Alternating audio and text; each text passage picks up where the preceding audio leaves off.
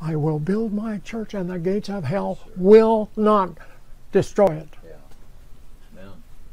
I can bank on it. This is Master Ministry. Tips, tools, and truths to advance eternal effectiveness in ministry. I'm your host, Douglas Hammett. Let's move into the broadcast now. I knew I had to go someplace and start a church. And the friend in Oklahoma City knew that's where all the history began to fall into place. Knew a man from Middletown, Ohio, who had gone to Anchorage, Alaska to do mission work. Don White. I don't know if you've ever heard of him? Yeah, I don't know him. Doctrinally, he was pretty close to what we believed. And so they asked me if I'd come up and speak for them. 4 days before the big blizzard of the century. And I got the book, it's over there. I'm going to take it over to the conference and let people look at it. I came up on the train. It wasn't the one they use now, but it was a, what do you call the one that sleeps in the night? You can get a bed in it. I forgot what they call it. Sleeper cars? Yeah. And I came up and I knew before I hit the ground in Grand Forks that I was going to come back there. And I preached for them. They wanted me to stay over and preach through the next Wednesday. And I said, no, I've prayed about it, and I feel the Lord wants me to go back to Oklahoma. And they said, well, we'll call you on Wednesday. Well, the blizzard hit on Tuesday. They didn't get out of the house till the next Sunday. And they didn't have church until the next Wednesday. That's how bad that blizzard was. There's 50-some people died, and it was 60-some inches of snow in certain places. Oh, it was terrible. I thought they didn't want me, but I thought I should go anyway. So they said, no, we want you to come. Finally, they called. And one of those members, charter members, is still in there. It's Bob Becker. You probably know him. There were 11 people, and I came.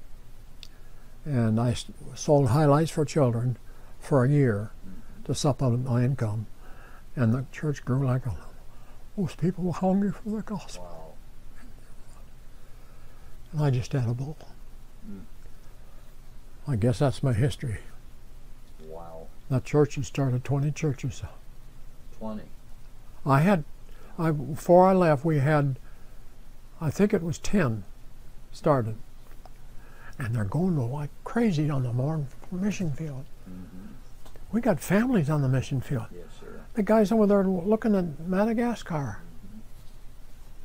I never saw a church like that.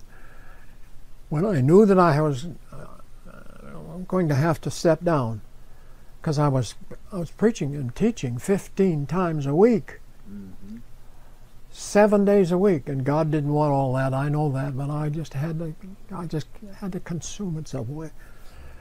And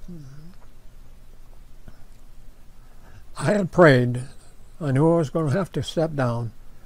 That whoever was the assistant pastor, if I had him well trained, he would be the next pastor. And it was Brother Custer. He spent 10 years with me, a son-in-law. And then I got him, he was getting so good, I got him to do a lot of the counseling, and he's very good at that. And so I stepped down and gave it to him, and came out here in Larimore. And this is the one that I started out of Grand Forks. The same year that George Wyatt went to South Africa. Oh, really? Okay. Yeah.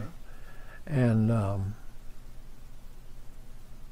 Brother Schaefer, I went out to see one of the families, and I said, we're going to start a church out there. And one of the families that I was driving to Grand Forks, 30 miles every day. And he said, good. Can we help? I said, can you help? John Emsley's still in the church here. Amen. 36 years, I think it is. Wow. And we started one in Crookston. We split off 13 or 14 people, sent Brother Doss to Crookston. Thief River Falls, that one there went prematurely. Then the Brother Yates, and when Brother Combs was in, we prayed for 10 years for a missionary to go through the Sioux Indian Reservation in Bemidji. And Yates is still there, he's still doing it.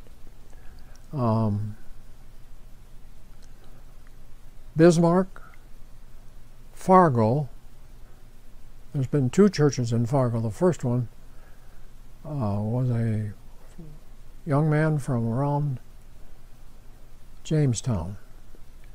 I don't know where he is now. He kind of bombed out. But Brother Doss got one going in Grafton, Fargo Baptist. Brother Doss started that out of his church. I mean, we've got them all over the place.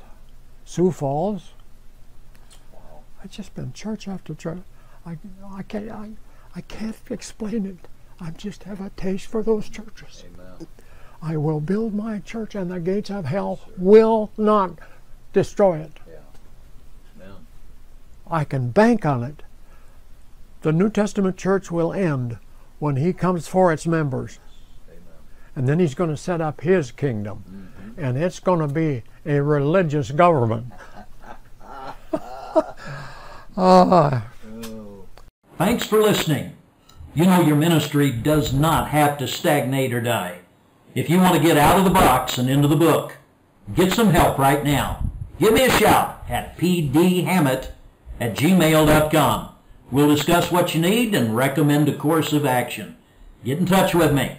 You can also find tips, tools, and truths to advance eternal effectiveness in ministry and make an eternal impact at masterministry.com.